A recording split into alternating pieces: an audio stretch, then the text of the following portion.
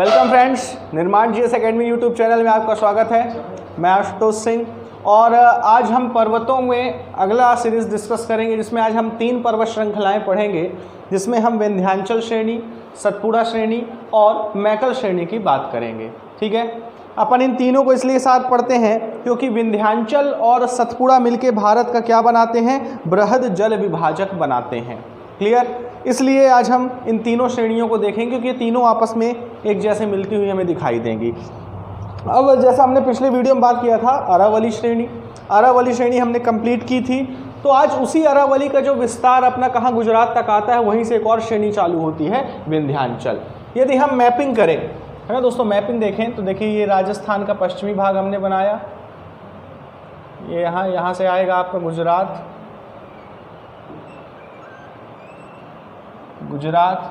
यहाँ पर हमने देखी थी दोस्तों कुछ इस प्रकार से विस्तृत अरावली श्रेणी, कुछ ऐसे गई थी अरावली श्रेणी। ठीक है, आज यहीं से जुड़ी हुई एक श्रेणी निकलती है, कौन सी, विंध्याचल श्रेणी।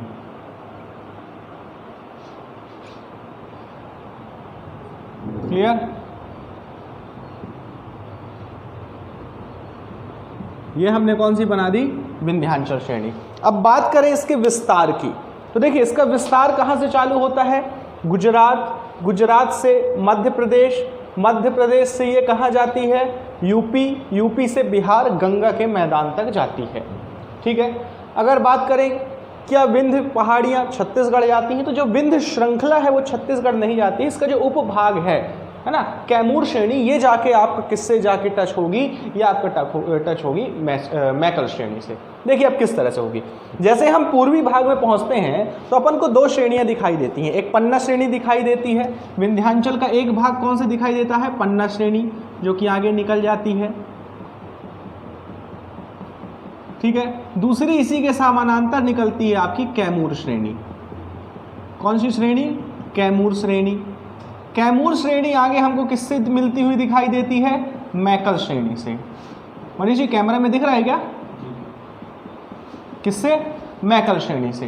तो ये जो कैमूर श्रेणी है ये आपका सीधी अमरपाटन सीधी होते हुए कहाँ दिखा जाएगी, छत्तीसगढ़ जाएगी। जबकि ये रीवा पन्ना वाली ये आपका कहाँ दिखाई देगी, आपका पन्ना में मिलेगी, पन्ना से ये छतरपुर जाएगी। और ये श्रेणी आगे बढ़ते हुए चित्रकूट से जाती यूपी, मिर्ज़ापुर से आगे विंध्याचल, जहाँ पे विंध्याचल माता का मंदिर भी है, वहाँ पहुँचते हुए फिर ये बिहार तक जाती है।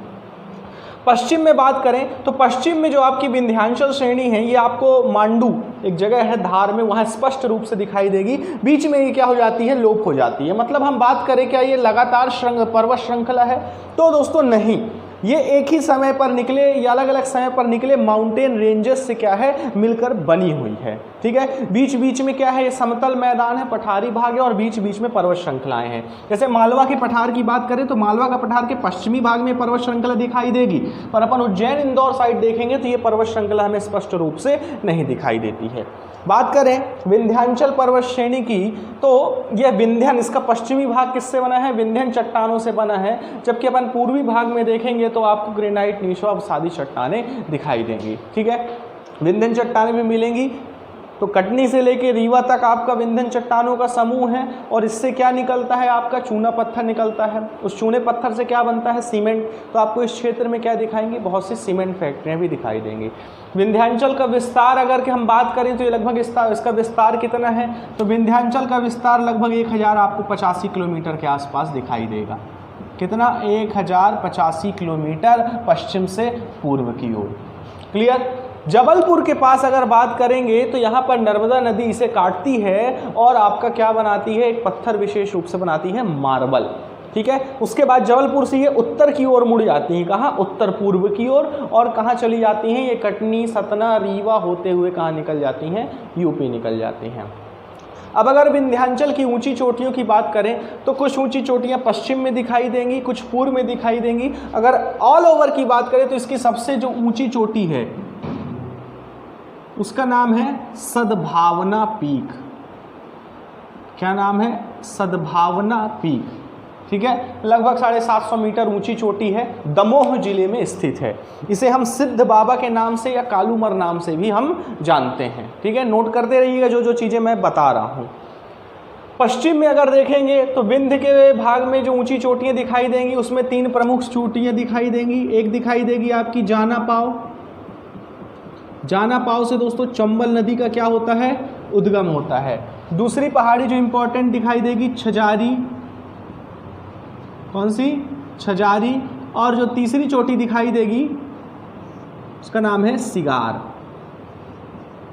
ये 3 प्रमुख चोटियां आपको कहाँ, मालवा के पठार में दिखाई देंगी। क्वेश्चन पूछता है कि जाना पाव पहाड़ी किस नदी, जाना पाव पहाड़ी नदी किस नदी का उद्गम है, तो चंबल नदी का उद्गम है। ठीक है, अब बात करें विंध्याचल रेंज पश्चिम में गुजरात में आपका उदयपुर के निकट जाके किससे, अरावली पहाड़ियों से मिलती हुई दिखाई देती है, पर बीच में एक गैपिंग आपको स्पष्ट रूप से समझ आएगी, जहां से हम समझ जाएंगे कि विंध्याचल अरावली से यहाँ से क्या है, अलग होता है।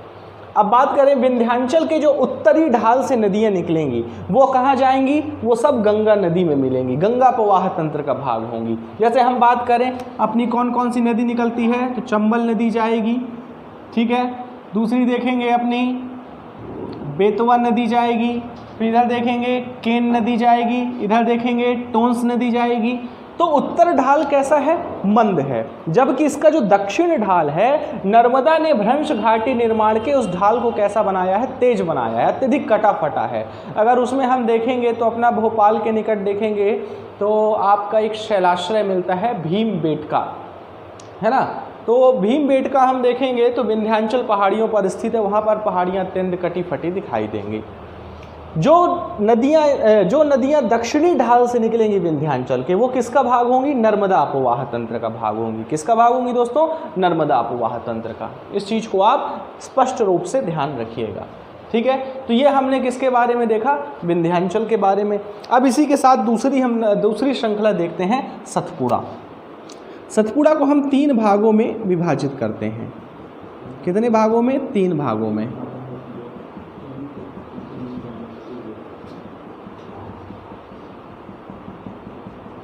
पहली जो श्रेणी है इसकी, इसे हम क्या कहते हैं, राजपीपला श्रेणी। क्या कहते हैं, राजपीपला श्रेणी। दूसरी श्रेणी को हम क्या बोलते हैं, ग्वालीगढ़ श्रेणी। तीसरी श्रेणी को क्या बोलते हैं, महादेव श्रेणी। तीनों के नाम होंगे राजपीपला, ग्वालीगढ़ और महादेव श्रेणी। ठीक है, अब इन दोनों के विभाजन की बात करें तो इतिहास में दोस्तों हम एक बहुत इंपॉर्टेंट किला पढ़ते हैं जिसे दक्षिण का प्रवेश द्वार भी कहते हैं, जिसे नाम है असीरगढ़ किला। क्या, असीरगढ़, या बुरहानपुर दर्रे को भी ले सकते हैं। असीरगढ़ का जो पश्चिमी वाला भाग है, इन श्रेणियों का समूह क्या कहलाता है, राजपीपला श्रेणी कहलाता है, जो पश्चिमी समूह है। और इसके जो पूर्वी समूह है वो क्या कहलाता है, ग्वालीगढ़ कहलाता है। ध्यान रखिएगा, मतलब असीरगढ़ अपना क्या करता है, डिवाइड करता है ग्वालीगढ़ और राजपीपला को। तो जो पश्चिमी समूह है, पश्चिमी समूह जो विस्तृत है, ये आपका बुरहानपुर, खंडवा, बड़वानी और गुजरात के कुछ राज्यों में जाता है। बात करें तो इसका भी यहाँ पे जो विभाजन किया गया है, तो इसमें अपन को स्पष्ट रूप से अगर अपन पढ़ेंगे और डीप में जाके, तो जो अपनी पहाड़ियाँ मिलेंगी इन 3 जिलों में विस्तृत, उसमें से हम मुख्य रूप से देखेंगे जो पहाड़ियाँ मिलेंगी, तो उसमें आपको सबसे पहली पहाड़ी दिखाई देगी अखरानी पहाड़ी। अखरानी पहाड़ी के अलावा देखेंगे बड़वानी की पहाड़ियाँ, जो कि कहाँ मिलेंगी, बड़वानी जिले में मिलेंगी। बीजागढ़ की पहाड़ियाँ मिलेंगी। ठीक है, इसके अलावा मावट की पहाड़ियाँ मिलेंगी। तो ये 4 प्रकार की पहाड़ियाँ आपको राजपीपला में दिखाई देंगी। कौन कौन सी मैं बना देता हूँ, है ना। तो बड़वानी की पहाड़ियाँ,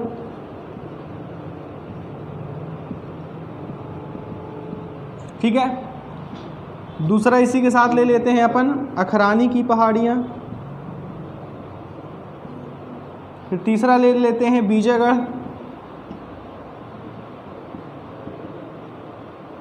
क्लियर। तो ये 3 आपको किस में दिखाई देंगी, राजपीपला श्रेणी में दिखाई देंगी। तथा चौथी जो इधर दिखाई देगी ये असीरगढ़ दिखाई देगी, जो असीरगढ़ तक जाती है। तो देखिए आपसे क्वेश्चन पूछा जा सकता है कि राजपीपला की पहाड़ियां किन 2 नदियों के मध्य स्थित हैं। तो देखिए इसके दक्षिण में आपको ताप्ती नदी दिखाई देगी तथा उत्तर में कौन सी, नर्मदा नदी। अगर हम बात करें तो नर्मदा नदी अमरकंटक से निकलेगी, अमरकंटक से ये निकल के उत्तर बहते हुए फिर कहाँ आएगी, अरब सागर में गिरेगी। तथा ग्वालीगढ़ पहाड़ियों के पास से निकलती है आपकी कौन सी, ताप्ती नदी, जो कि अरब सागर में गिरती है। तो जो बीच का पर्वतीय भाग है सतपुड़ा का, उसको उत्तर में कौन सी नदी काट रही है? नर्मदा नदी।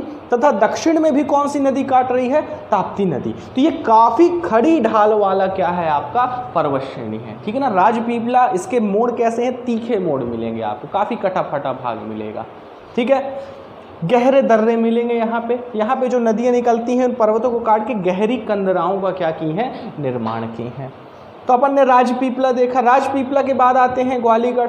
तो अपन को बैतूल जिले में, हरदा व बैतूल जिले में क्या दिखाई देंगी? ग्वालीगढ़ पहाड़ियाँ विस्तृत दिखाई देंगी। तीसरा महादेव श्रेणी। तो आपका जो होशंगाबाद जिला है, होशंगाबाद में मुख्य रूप से आपको महादेव श्रेणी दिखाई देगी और यहीं पर एक चोटी मिलेगी जिसका नाम है धूपगढ़। धूपगढ़, इसकी हाइट कितनी है? 1350 मीटर, ठीक है। तो सतपुड़ा की अगर बात करें, सतपुड़ा की सबसे ऊंची चोटी कौन है? तो सतपुड़ा की सबसे ऊंची चोटी कौन सी है? धूपगढ़, जिसकी हाइट 1350 मीटर है और यह मध्य प्रदेश की भी सबसे ऊंची चोटी है। इसी तरह विंध्याचल की सबसे ऊंची चोटी कौन सी है? तो दोस्तों सद्भावना शिखर है। ध्यान रखिएगा, कौन सा? सद्भावना शिखर है। क्लियर। अब बात करते हैं कि जो सतपुड़ा श्रेणी है क्या ये मैकल से जाकर मिलती है? तो हाँ दोस्तों, अगर हम देखेंगे तो इसका विस्तार होशंगाबाद से होते हुए सिवनी बाला घाट में जाके ये किससे मिल जाती है? आपका मैकल श्रेणी से मिलती हुई प्रतीत होती है, ठीक है। तो ये था कौन सा? सतपुड़ा श्रेणी। इसके बाद हम आते हैं मैकल श्रेणी में, ठीक है। मैकल श्रेणी रीढ़ की हड्डी की भांति मध्य प्रदेश व छत्तीसगढ़ की सीमा पर स्थित है और इसका आकार हम देखेंगे तो कैसा है? आपका अर्धवृत्ताकार आकार दिखाई देगा, है ना, एक चाप की भांति दिखाई देगा, ठीक है। इस चाप का जो आंतरिक भाग है वो छत्तीसगढ़ दिखाई देगा तथा उभार वाला भाग कहाँ? मध्य प्रदेश में दिखाई देगा। मैकल की यदि हम बात करेंगे तो मैकल आपको दक्षिणी छत्तीसगढ़ से मिलेगा, मतलब वहाँ वो मध्य प्रदेश छत्तीसगढ़ और महाराष्ट्र की सीमा बनाएगा, फिर इधर मध्य प्रदेश और छत्तीसगढ़ की सीमा बनाएगा। अगर हम बात करें कि मैकल पर्वत श्रेणी का सबसे ऊंचा पर्वत शिखर कौन सा है, तो दोस्तों यहाँ पर उत्तर अमरकंटक नहीं होगा। अमरकंटक मध्य प्रदेश में मैकल पर्वत श्रेणी का सबसे ऊंचा शिखर है, क्योंकि ये अपन बात करेंगे मैकल श्रेणी का दूसरा सर्वोच्च शिखर कौन सा है? अमरकंटक, जहां से 3 नदियां प्रवाहित होती हैं। कितनी नदी? 3 नदी। कौन कौन सी? नर्मदा, सोन तथा जोहिला। सोन जो है वो उसके पूर्वी ढाल से प्रवाहित होती है तथा ये बह के फिर कहाँ आती है? वापस मध्य प्रदेश में आती है। क्लियर। जोहिला यहीं से दिखाई देगी आपको और ये आगे जाके किस में मिल जाती है? सोन नदी में। जबकि नर्मदा पश्चिम ढाल से प्रवाहित होते हुए नीचे उतरती है। अब ये काफ़ी खड़ा पर्वत है तो नदियाँ क्या है? गहरी कंदराएं बनाई हैं वहाँ पे। तो जब यहाँ बारिश होती है तो जल ग्रहण अच्छा खासा क्या होता है? मिलता है इन नदियों को। उसके बाद ये नदियाँ तुरंत मैदानी भागों में आती हैं तो इनमें जल का संग्रहण काफ़ी तेजी से होता है, ठीक है। फिर अगर मैकल की बात करें तो मैकल में आपको कुछ प्रमुख स्थान भी दिखाई देंगे, जैसे एक तो अपना अमरकंटक मिली रहा है। इसके अलावा जो वहाँ जनजातियाँ रहती थी तो जो उनके इष्ट देवता थे, कंकाली देवी, बूढ़ी माता देवी, है ना, इन सब के मंदिर भी आपको इसी मैकल श्रेणी में क्या है? दिखाई देंगे। अब मैकल श्रेणी इंपॉर्टेंट क्यों है? तो छत्तीसगढ़ में जो बारिश होती है वो मैकल श्रेणी का जो स्ट्रक्चर उसके कारण होती है। कारण क्या है? इसका स्ट्रक्चर कैसा है? कुछ इस प्रकार का है, ऐसे विस्तृत है। इस साइड क्या है? छत्तीसगढ़, इधर मध्य प्रदेश है। तो जब आपका बंगाल की खाड़ी से मानसून आता है, वाया उड़ीसा से एंटर करता है, तो जब ये आते हुए कहाँ आता है? आपका मैकल पर्वत श्रेणी में। तो इसको पार नहीं कर पाता तो ये यहाँ पर बादल टकराकर भयंकर बारिश कराते हैं, जिसका सारा पानी किसको प्राप्त होता है? छत्तीसगढ़ राज्य को प्राप्त होता है। क्लियर। इतनी चीज आपको समझ आ गई है, ठीक है। ये था बेसिक स्ट्रक्चर। अब देखिए जो विंध्याचल और सतपुड़ा हैं ये दोनों मिलके भारत का बृहद जल विभाजक का क्या करते हैं? निर्माण करते हैं, ठीक है। थोड़ा पानी दे दो। अब बृहद जल विभाजक की बात करें तो अपन देखेंगे कि जो उत्तर से आने वाली नदियां हैं तथा प्रायद्वीपीय नदियां हैं, इन दोनों का हम क्या देखेंगे? जल। तो देखिए इसी डायग्राम में मैं आपको बताता हूं, ऐसा मिटा देता हूं।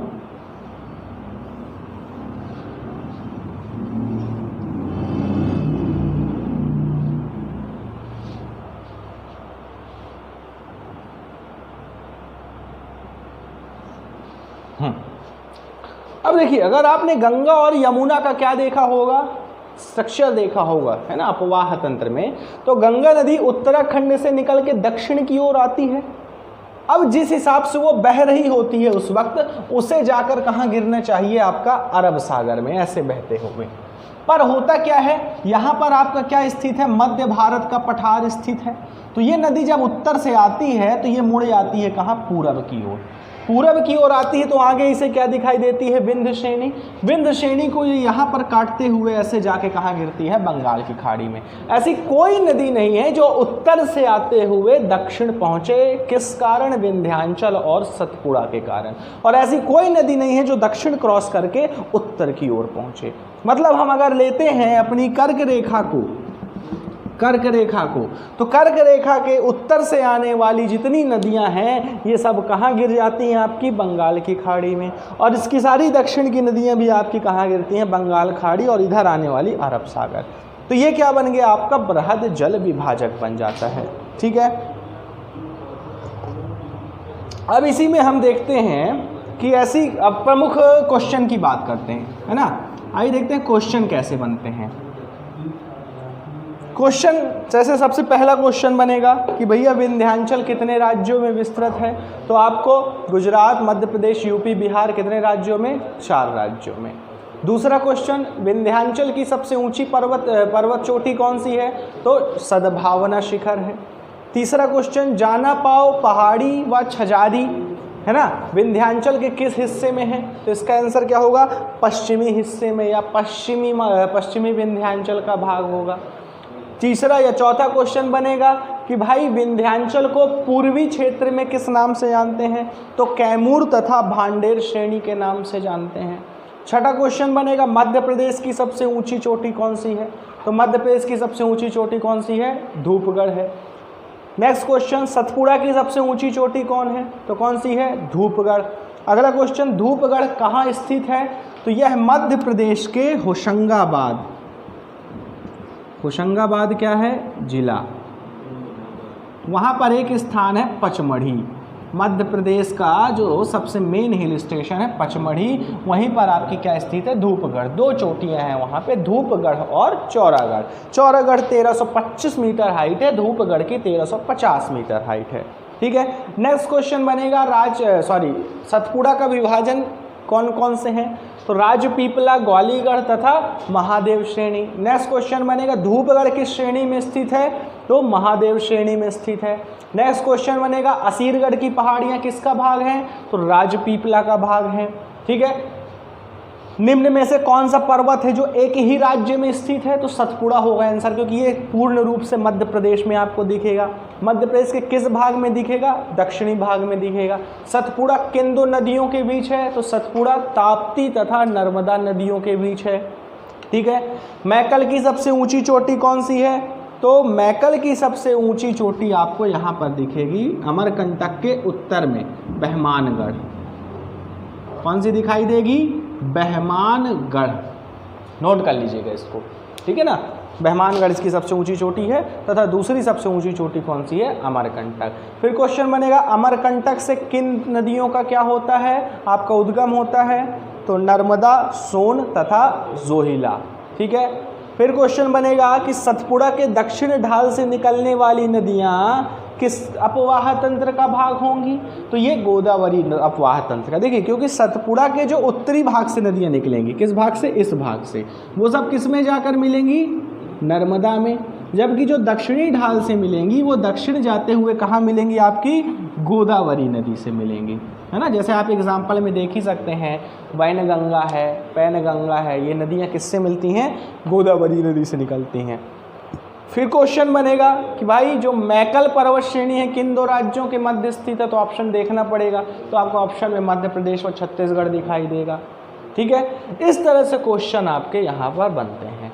तो ये आज हमने क्या देखा, विंध्याचल, सतपुड़ा तथा मैकल पर्वत श्रेणी। अगले वीडियो में हम लेकर आएंगे पश्चिमी घाट। ठीक है, तो पश्चिमी घाट अगले वीडियो में आएगा।